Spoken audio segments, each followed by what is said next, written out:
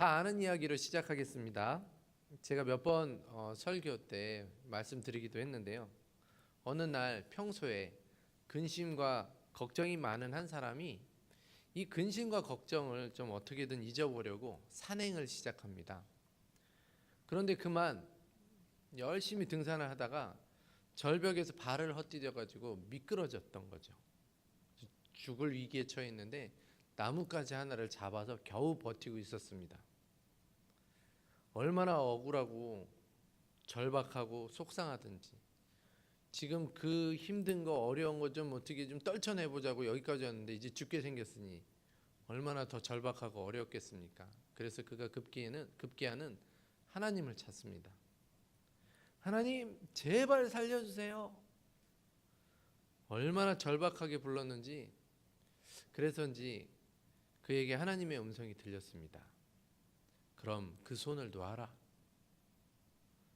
그렇게 살려달라고 몸부림치던 그 사람이 잠시 조용해지더니 이렇게 말을 합니다. 거기 다른 분 없습니까? 이럴 때 웃어주셔야 돼요. 다 알고 있는데 왜 이 타이밍에서 안 웃으시는 거예요? 이 이야기는요, 모든 것을 맡겨야 되는데 우리가 이해되는 대로만 맡기겠다는 거예요. 우리가 믿는 것, 우리가 이해되는 그 수준에서만 우리가 맡기고 그렇지 않으면 맡기지 못하겠다라는 것을 지적하는 꾸며낸 가상의 이야기입니다. 신방 갔더니요, 어떤 권사님이 이런 얘기를 저에게 해주시더라고요. 아유 목사님, 그냥 겉으로만 보면 다 그냥 무난하고 평안한 것 같은데 그 집 안에만 들어가서 보면 문제 없는 집이 없더라고요. 우리 집도 문제가 다 있지만 다 이렇게 안에 한꺼풀 벗기고 들어가 보면 그 집안에 하나씩 문제를 가지고 있다라는 거예요.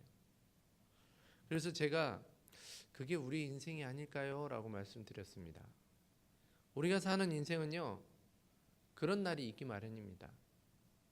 누구에게나 행복할 때도 있지만 그러나 이젠 끝났어. 어떻게 하면 좋지? 하는 그런 날이 누구에게나 있다라는 거죠. 오늘 본문에요. 그때에 바로 이 그때 같은 날이 우리에게 있을 수 있다라는 것입니다. 자, 오늘 1절에 보면요. 큰 환란이 나오죠. 이 환란을 표현하기를 개국 이래로 그때까지 없었던 커다란 환란이라고 표현하고 있습니다. 여기서 개국 이래로라는 이 말은요. 세상이 열린 이래로, 창세 이래로, 그러니까 창세 이래로 그 이후에 이런 일이 없을 정도로 굉장히 큰 환란의 시대가 올 것이다 라고 말씀해주고 있습니다. 그래서 오늘 본문의 그때에는 다시 말하면 종말을 말하는 거예요. 종말. 그리고 역사적인 종말뿐만 아니라 개인적인 죽음, 그러니까 개인적인 종말도 그때에 해당하는 것입니다. 또한 고난의 의미를 그때라고 은유나 상징으로 표현하기도 합니다. 그래서 좀 더 광의적으로 보면 위기, 환란, 어려움, 고난 이럴 때를 지나갈 때 우리는 종말 같은 때, 그때를 지나간다라고 말할 수 있는 것입니다. 오늘 다니엘서는요, 묵시문학적인 형태를 가지고 있습니다. 이 묵시문학이라는 것은 지금 당하고 있는 우리 고난, 이것들의 의미를 상징이나 또는 은유로 해설해 주는 것이죠. 그리고 나서 미래에 대한 하나님 나라에 대한 소망을 주는 것, 그게 바로 묵시문학입니다. 구약의 묵시문학이 다니엘이라면 신약의 묵시문학은 요한계시록이에요. 요한계시록이 쓰여질 당시에 많은 사람들이 핍박을 받고 있었습니다.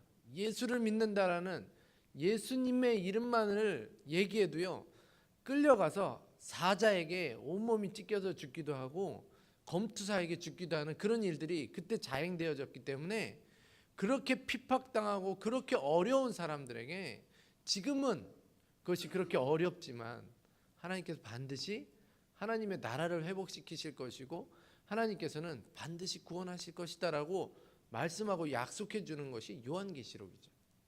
우리나라가 일제 강점기 때 그때 이육사라는 시인이라든지 이런 분들이 은유적인 지금의 고난과 지금에 당하고 있는 이 핍박들을 은유적으로 표현하다가 그러다가 나중에 언젠가는 광복이 올 것이다, 언젠가는 자유의 날이 올 것이다 라고 표현하는 것이 바로 다 묵시문학적인 형태인 겁니다. 오늘 우리가 읽은 이 다니엘서는 묵시문학의 형태를 가진 그런 성경입니다.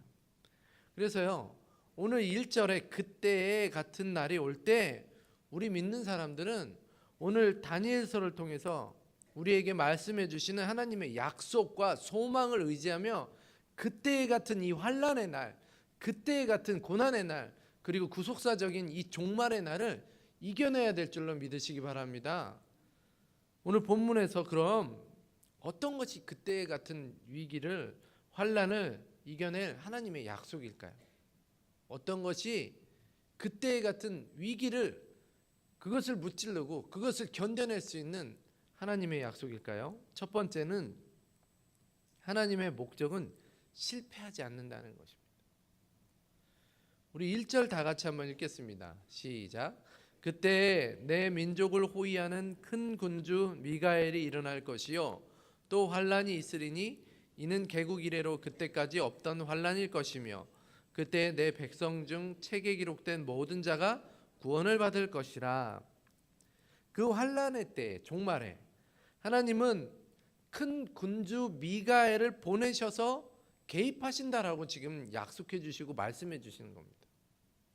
다시 말해서 마지막 때 같은 말세에 또 우리의 삶 속에서 그때 같은 그런 고난이 있을 때, 그 환란의 때 하나님께서는 자기의 백성을 보호하신다는 거예요. 자기 백성을 보호하시는데 예비하신 구원을 받게 하기 위해서 본인이 직접 개입하셔서라도 그 일들을 해결해 주신다라고 우리에게 약속해 주시고 있는 겁니다. 우리 하나님은 그러니까 하나님의 계획, 의도, 목적, 하나님의 생각, 하나님의 그 기획을 반드시 이루시는 분이심을 기억하시기 바랍니다. 하나님의 목적은 반드시 이루어집니다. 하나님이 직접 개입해서라도 그것을 이루신다는 것을 기억하시기 바랍니다. 에베소서 1장 5절 6절에 보면 이렇게 말씀하시는데요. 그 기쁘신 뜻대로 우리를 예정하사 예수 그리스도로 말미암아 자기의 아들들이 되게 하셨으니 이는 그가 사랑하시는 자 안에서 우리에게 거저 주시는 바 그의 은혜의 영광을 찬송하게 하려는 것이라 라고 말씀하고 있습니다. 그 기쁘신 뜻대로 하나님은 그것들을 이루시는 분이시다라는 거죠. 그런데 하나님은 그 기쁘신 뜻을 위해서 예수 그리스도로 말미암아, 다시 말하면 하나님의 그 목적을 이루시기 위해서 대군주 미가엘을 보내는 것처럼 그 미가엘이 우리 예수 그리스도를 상징하고 있는데, 예수 그리스도를 우리 민족 인류에게 보내주셔서 우리에게 가지신 그 하나님의 계획과 목적을 이루신다는 거예요. 이미 이루셨고 앞으로도 이루어 가실 것이다 라고 말씀해 주고 있는 것입니다. 로마서 5장 8절에 보면 우리가 아직 죄인 되었을 때 그리스도께서 우리를 위하여 죽으심으로 하나님께서 우리에 대한 자기의 사랑을 확증하셨느니라 라고 말씀하십니다. 그래서 자기의 사랑을 확증해 보이신다는 것, 우리에게 자기의 아들을 보내고 자기가 개입하셔서 지금 우리를 사랑하고 있다는 것을 보여주고 있다는 거예요. 여러분, 사람을 왜 만들었습니까? 사람을 만드신 이유는요, 하나님의 영광을 위해서, 찬송하게 하기 위해서, 그리고 그 사람을 그냥 놀이개쯤으로 여기는 것이 아니라 같이 교통하고 나누기 위해서 우리에게 하나님의 형상을 주셨어요. 형상대로 만드셔서 우리 안에 하나님하고 연결되어질 수 있는 형상이 있어서 하나님과 교제하고 교통하고 커뮤니티를 이루고 그리고 서로 사랑을 주고받을 수 있게, 그래서 우리를 만드신 거예요. 그런데 하나님은 우리가 그 사랑을 파괴하고 우리가 하나님을 떠났는데도 불구하고 하나님께서 가지신 그 목적과 계획과 의도를 이루시기 위해서 그분이, 하나님이신 그분을 이 땅에 그분이 오셔서 개입하셔서 우리를 위해 죽으셔서 그 목적을 이루신다라는 것이죠.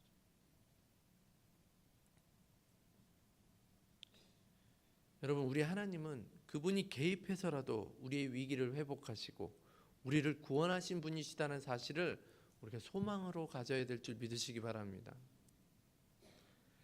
요셉이요, 자기를 판 형들을 만나서 총리가 되어서 자기가 판 형들을 만나서 이런 말을 합니다. 창세기 45장 7절에서 8절에 보면 하나님이 큰 구원으로 당신들의 생명을 보존하고 당신들의 후손을 세상에 두시려고 나를 당신들보다 먼저 보내셨나니 그런즉 나를 이리로 보낸 이는 당신들이 아니요 하나님이시라. 하나님이 나를 바로에게 아버지로 삼으시고 그 온 집의 주로 삼으시며 애굽 온 땅의 통치자로 삼으셨나이다. 요셉이요, 형들을 딱 만났어요. 요셉이 형들에게 미움을 받아서 미디안 상인에게 팔려서 애굽의 보디발 장군 집에 있다가 열심히 일해서 이제 집안의 모든 것을 맡겨서 믿음직한 사람이 되었는데 그 아내가 유혹하는 바람에 또 억울한 누명을 쓰고 감옥에 갇힙니다. 감옥에서 술 맡은 관원장, 떡 맡은 관원장 그들의 꿈을 해석해 주면서 내가 나가면 내가 어떻게든 한번 해볼게라는 그 어떻게 보면 입에 발린 소리를 또 믿고 기다렸지만 그 사람은 안중에도 없던 거죠. 왜냐하면 자기가 복직됐는데 그 죄인, 그 어린 소년의 꿈 해몽 때문에 내가 이렇게 나왔다라고 얘기하는 것 자체가 자기의 정치적인 생명을 또 단축시킬 수 있으니까요.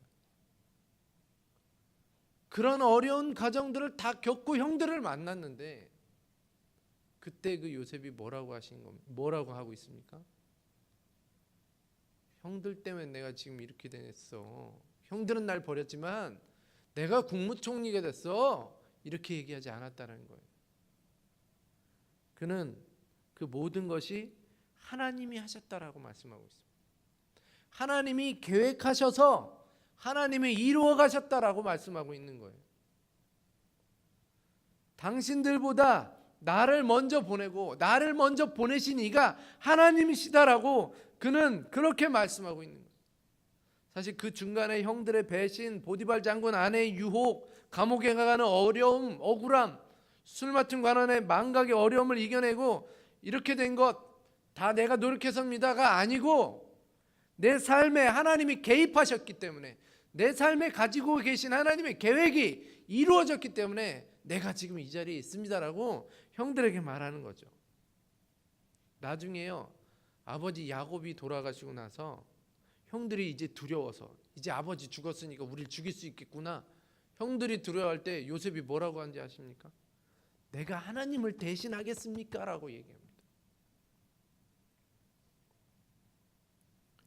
그러므로 정말 같은 그때 같은 상황 속에 지금 힘겹게 걸어가는 분들이 계시다면 우리의 삶 속에서 하나님이 개입하셔서라도 관리하셔서라도 참여하셔서라도 하나님의 약속을 분명히 이루시는 분이시라는 것을 그것이 약속되어졌다는 것을 믿으시면서 오늘 우리의 삶의 그 길을 한 걸음씩 걸어나갈 수 있는 주의 사람들 되시길 주님의 이름으로 축원합니다. 두 번째로요, 그때 같은 위기를 환난을 이겨낼 하나님의 약속이 무엇일까요? 하나님을 경외하는 자를 기억하신다라는 약속입니다. 우리 3절 다 같이 읽겠습니다. 시작. 지혜 있는 자는 궁창의 빛과 같이 빛날 것이요 많은 사람을 옳은 대로 돌아오게 한 자는 별과 같이 영원토록 빛나리라.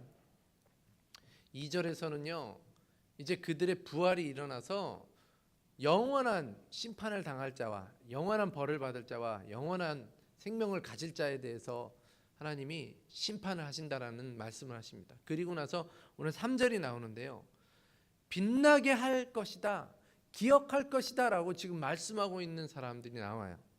두 부류의 사람인데요, 하나는 지혜 있는 자고요, 하나는 많은 사람을 옳은 대로 돌아오게 한 사람들입니다. 그들을 궁창의 빛과 같이 별과 같이 빛나게 한다라고 말씀하고 있습니다. 먼저 많은 사람을 옳은 대로 돌아오게 하는 사람이 어떤 사람일까요? 첫 번째는 진리를 가르치는 자죠. 복음을 전하는 자입니다. 복음을 전하고 가르치는 자, 하나님의 말씀을 가르치는 자, 그런 사람들이 많은 사람을 옳은 대로 오게 하는 사람들이라는 거죠. 두 번째는요, 하나님을 경건하게 예배하는 사람까지도 포함시켜야 된다라고 말씀하고 있습니다. 칼빈은 그것을 확장시키죠. 진리를 가르치는 자를 확장시켜서 삶 속에서 예배하는 자 또한, 삶 속에서 예배로 하나님을 경외하는 자로 나아가는 자 또한 결국에는 진리를 전하는 자고, 하나님께서 그들을 빛같이 빛나게 할 것이다 라고 말씀하고 있습니다. 왜냐하면요, 3절에 지혜 있는 자와 많은 사람을 옳은 대로 돌아오게 한 자들이 평행법으로 쓰여져 있습니다. 지혜 있는 자, 많은 사람을 옳은 대로 돌아오게 한 자들이 같은 의미이지만 다른 표현이라는 거예요. 똑같이 하나는 별과 같이 빛나게 할 것이다라는 거예요. 하나는 궁창에 있는 빛과 같이 되게 할 것이다라고 말씀하고 있습니다. 한마디로 말해서 기억하시겠다. 똑같이 빛나게 하는 사람인데 많은 사람을 옳은 대로 돌아오게 한 자, 즉 다른 말로 지혜 있는 자는 빛날 것이다 라고 지금 우리에게 말씀하고 있는 것이죠. 그럼 지혜가 무엇입니까? 잠언에 보니까요, 여호와를 경외하는 것이 지혜의 근본이다라고 말씀하고 있습니다. 여러분, 하나님을 두려워하고 하나님을 존경하고 그래서 하나님 앞에 모든 것을 맡기고 우선순위를 하나님께 두고 사는 사람들, 그 사람들이 바로 지혜로운 사람들인 거예요. 그게 지혜의 시작이고 그게 지혜의 본질이라는 겁니다. 하나님을 경외하는 것이, 하나님을 두려워하고 우리의 인생 가운데 하나님을 우선순위에 두는 사람들이 지혜로운 사람이라는 거죠.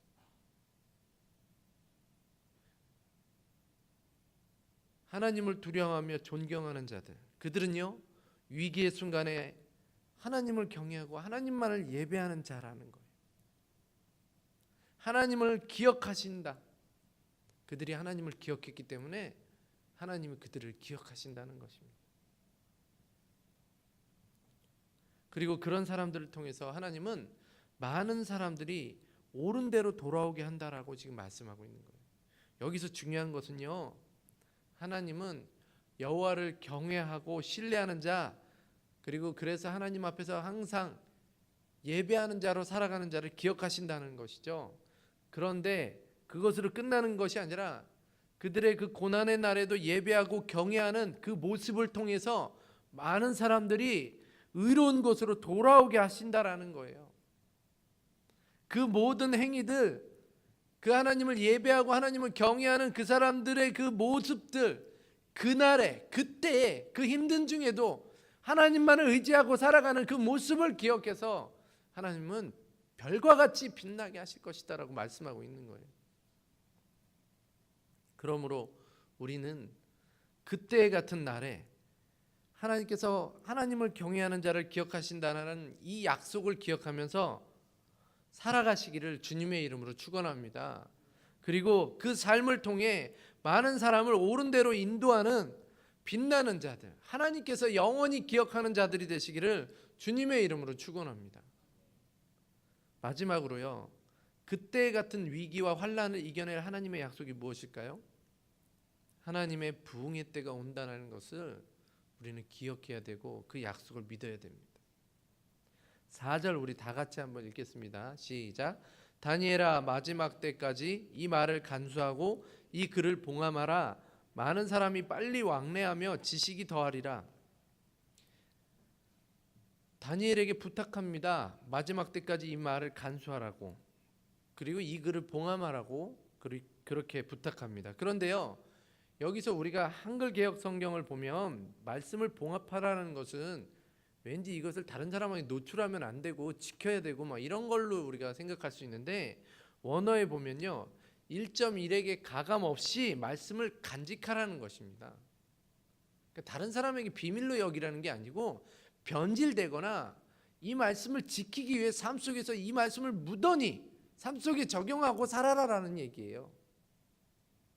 그 뒤에 그것이 왜 그런지에 대해서 알 수 있는 근거를 말해주고 있는데요, 많은 사람이 빨리 왕래하며 지식이 더하리라라고 표현하고 있습니다.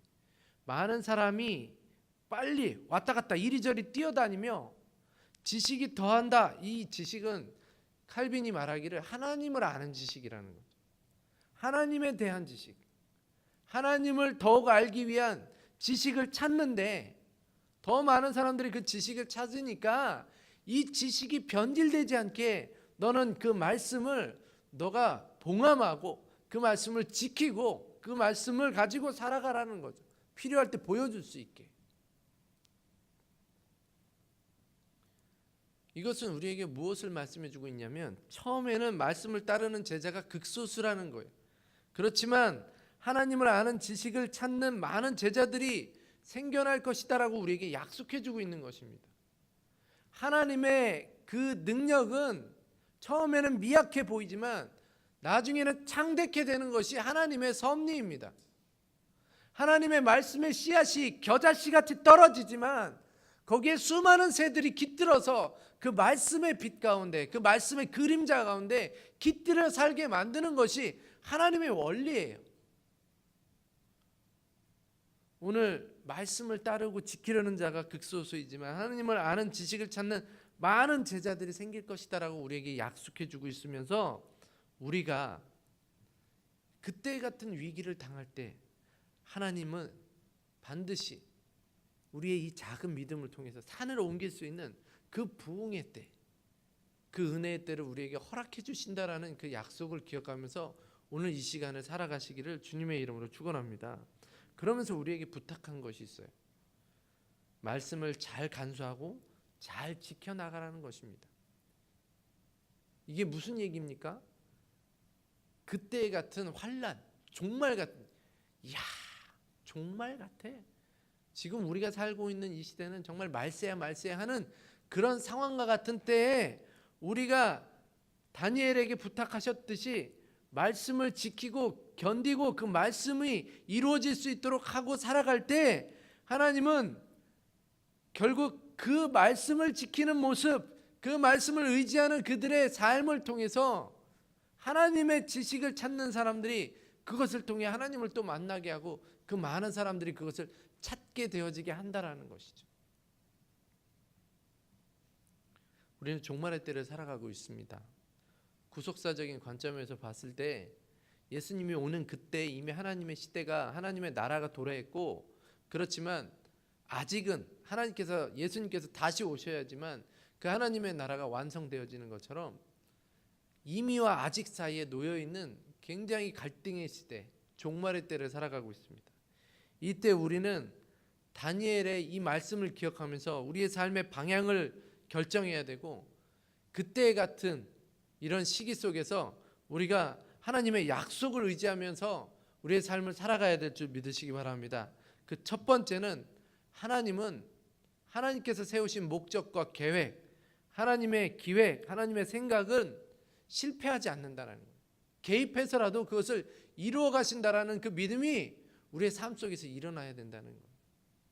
두 번째는 하나님은 하나님을 경외하는 자, 그때 같은 환난 속에서도 하나님을 예배하는 자를 하나님은 별과 같이 빛나게 하시고 기억하신다라는 거죠. 그 믿음이 오늘을 살아가는 우리에게 반드시 있어야 된다는 것입니다. 마지막으로 하나님의 부흥의 때가 반드시 온다라는 것이죠. 우리가 그 어려운 중에서도 말씀을 지키고 살아가면 하나님이 그 말씀을 통해서 많은 사람들이 또 하나님을 찾게 되어지고 수많은 사람들이 하나님의 그 부흥과 하나님의 크신 은혜와 하나님의 크신 능력들을 보는 때가 올 것이다.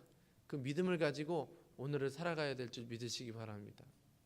우리 부평중학교의 모든 성도님들은